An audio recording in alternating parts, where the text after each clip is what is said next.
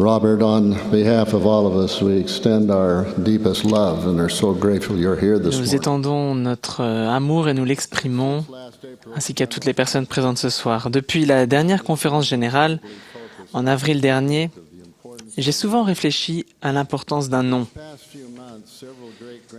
Au cours des derniers mois, plusieurs arrière-petits-enfants sont nés dans notre famille. Bien que j'ai du mal à suivre, ils semblent naître rapidement et chaque nouvel enfant est le bienvenu dans notre famille. Ils ont chacun reçu un nom spécial, choisi par leurs parents, un nom qu'ils porteront pendant toute leur vie et qui les différenciera des autres. C'est vrai pour toutes les familles et c'est également vrai parmi les religions du monde. Le Seigneur Jésus-Christ connaissait l'importance de nommer clairement son Église dans ces derniers jours. Dans la section 115 des Doctrines et Alliances, il a lui-même donné un nom à l'Église, car c'est le nom que portera mon Église dans les derniers jours, c'est-à-dire l'Église de Jésus-Christ des saints des derniers jours. À l'époque du livre de Mormon, le roi Benjamin a enseigné à son peuple: « Je voudrais que vous preniez sur vous le nom du Christ, vous tous qui avez conclu avec Dieu l'alliance d'être obéissants jusqu'à la fin de votre vie. Et je voudrais que vous vous souveniez aussi que c'est là le nom que j'ai dit que je vous donnerai, qui ne serait jamais effacé, si ce n'est par la transgression. C'est pourquoi, veillez à ne pas transgresser, afin que le nom ne soit pas effacé de votre cœur. » Nous prenons sur nous le nom du Christ dans les eaux du baptême. Nous renouvelons l'effet de ce baptême chaque semaine quand nous prenons la Sainte Seine, montrant notre volonté de prendre sur nous son nom, en promettant de nous souvenir toujours de lui. Nous rendons-nous compte à quel point nous sommes bénis de prendre sur nous le nom du Fils unique et bien-aimé de Dieu? En comprenons-nous l'importance? Le nom du Sauveur est le seul nom donné sous le ciel par lequel l'homme puisse être sauvé. Comme vous vous en souvenez, le président Packer a parlé de l'importance du nom de l'Église à la conférence générale d'avril dernier.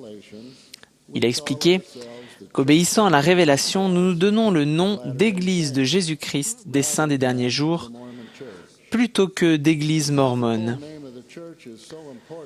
Parce que le nom complet de l'Église a tellement d'importance, je fais écho aux révélations rapportées dans les Écritures, aux instructions données par la première présidence dans ses lettres de 1982 et de 2001, et aux paroles d'autres apôtres qui ont incité les membres de l'Église à soutenir et enseigner au monde que l'Église est connue sous le nom du Seigneur Jésus-Christ. C'est le nom par lequel le Seigneur nous appellera au dernier jour. C'est le nom par lequel son Église sera distinguée de toutes les autres. J'ai beaucoup réfléchi à la raison pour laquelle le Sauveur a donné à son Église rétablie un nom constitué de 8 mots. Il peut sembler long, mais si nous l'envisageons comme une courte description de ce qu'est l'Église, il devient subitement et de manière remarquable, bref, direct et précis. Comment une description pourrait-elle être plus directe et claire, tout en étant exprimée en si peu de mots? Chaque mot clarifie les choses et est indispensable. L'article L' indique la position unique de l'Église rétablie parmi les religions du monde. Les mots « Église de Jésus-Christ » déclarent que c'est son Église. Dans le livre de Mormon, Jésus a enseigné « Et comment est-elle mon Église si elle n'est pas appelée de mon nom? Car si une Église est appelée du nom de Moïse, alors c'est l'Église de Moïse. Ou si elle est appelée du nom d'un homme, comme Mormon, alors c'est l'Église d'un homme. Mais si elle est appelée de mon nom, alors c'est mon Église, si elle est édifiée sur mon Évangile. » Des derniers jours signifie que c'est la même Église que celle que Jésus-Christ a établie pendant son ministère dans la condition mortelle, mais qu'elle a été rétablie dans ces derniers jours. Nous savons qu'il y a eu une apostasie nécessitant le rétablissement de son Église vraie et complète à notre époque. Saint signifie que les membres de l'Église suivent le Christ et s'efforcent de faire sa volonté, de respecter ses commandements et se préparent à retourner vivre en sa présence et en celle de notre Père céleste. Saint fait simplement référence aux personnes qui cherchent à mener une vie de sainteté en faisant alliance de suivre le Christ. Le nom que le Sauveur a donné à son Église nous indique exactement qui nous sommes et ce en quoi nous croyons. Nous croyons que Jésus-Christ est le Sauveur et le Rédempteur de toute l'humanité. Il a expié les péchés de toutes les personnes qui se repentiraient. Il a rompu les liens de la mort et il a rendu possible la résurrection des morts. Nous suivons Jésus-Christ. Et je réaffirme aujourd'hui les paroles du roi Benjamin à son peuple. Je voudrais que vous vous souveniez de toujours retenir son nom écrit dans votre cœur. Il nous est demandé d'être ses témoins en tout temps, en toutes choses et dans tous les lieux. Cela signifie en partie que nous devons être disposés à faire savoir aux autres qui nous suivons et à quelle Église nous appartenons, l'Église de Jésus-Christ.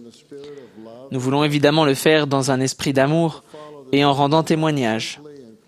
Nous voulons suivre le Sauveur en déclarant simplement et clairement, mais avec humilité, que nous sommes membres de son Église. Nous le suivons en étant des saints des derniers jours, des disciples modernes. Les personnes et les organisations reçoivent souvent des surnoms. Un surnom peut être une forme raccourcie d'un nom, ou il peut être lié à un événement, au physique, ou à une autre caractéristique. Bien que les surnoms n'aient pas le même statut ou la même signification qu'un nom, on peut les utiliser correctement. L'Église du Seigneur a eu des surnoms, que ce soit dans les temps anciens ou à notre époque. Les saints de l'époque du Nouveau Testament étaient appelés chrétiens parce qu'ils professaient une croyance en Jésus-Christ. Ce nom, d'abord utilisé de manière péjorative par leurs détracteurs, est de nos jours un nom d'honneur. Et c'est un honneur pour nous d'être désignés comme une Église chrétienne. Nos membres ont été appelés Mormons parce que nous croyons au livre de Mormon, un autre témoignage de Jésus-Christ. D'autres personnes essayent parfois d'utiliser le mot mormon d'une manière plus globale pour inclure les personnes qui ont quitté l'Église et ont formé divers groupes dissidents. Cet emploi n'apporte que la confusion.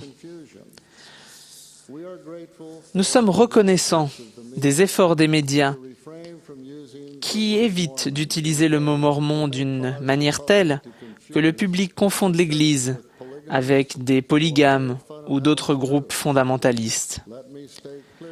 Je tiens à préciser clairement qu'aucun groupe polygame, y compris ceux qui s'appellent eux-mêmes mormons fondamentalistes ou qui utilisent un autre dérivé de notre nom, n'a aucune affiliation avec l'Église de Jésus-Christ des Saints des derniers jours.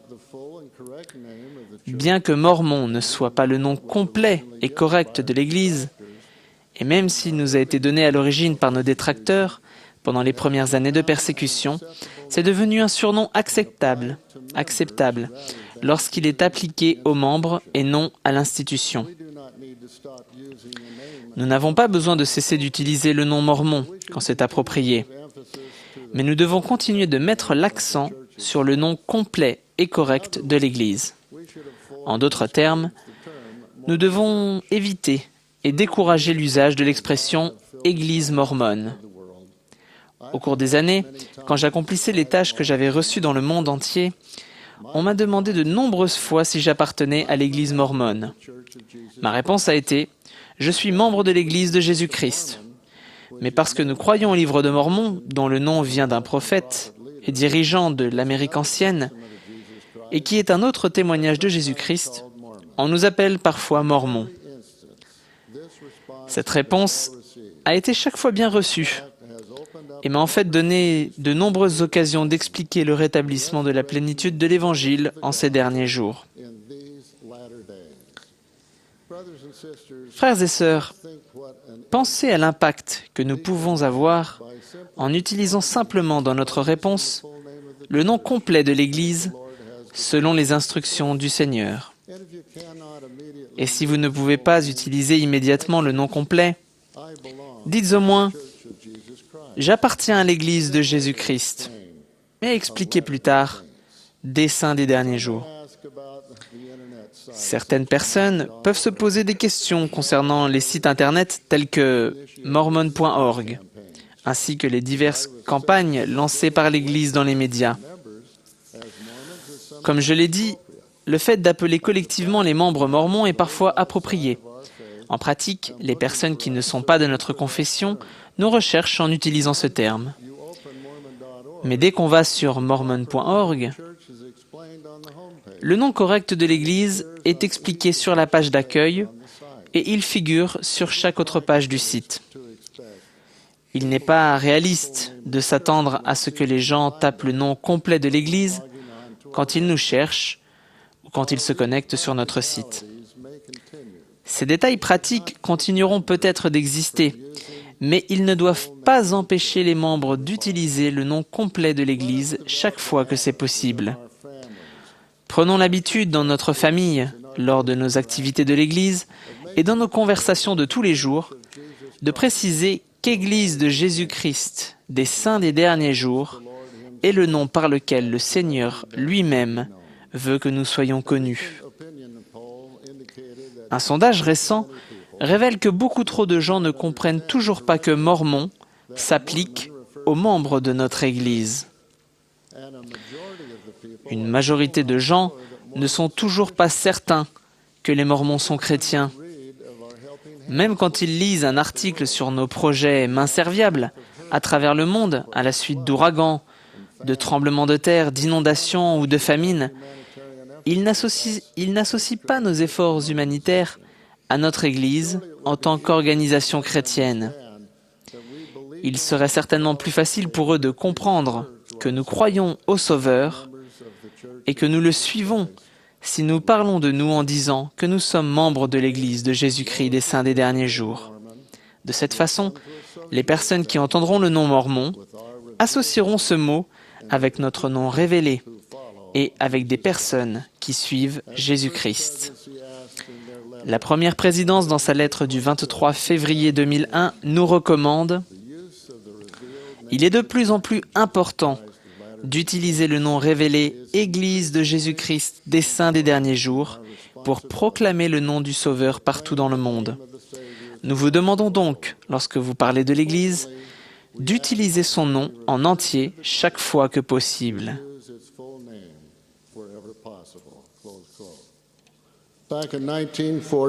En 1948, lors de la conférence générale d'octobre, le président George Albert Smith a déclaré « Frères et sœurs, quand vous partirez d'ici, vous aurez l'occasion de rencontrer différents groupes religieux dans le monde. Mais rappelez-vous qu'il n'y a qu'une seule Église au monde qui, par commandement divin, porte le nom de Jésus-Christ, notre Seigneur. Chers frères et sœurs, puissions-nous également nous rappeler ce conseil. Rendons témoignage de lui et soyons toujours habités par l'amour envers lui. C'est là ma prière, en son nom. Au nom de Jésus-Christ, Amen.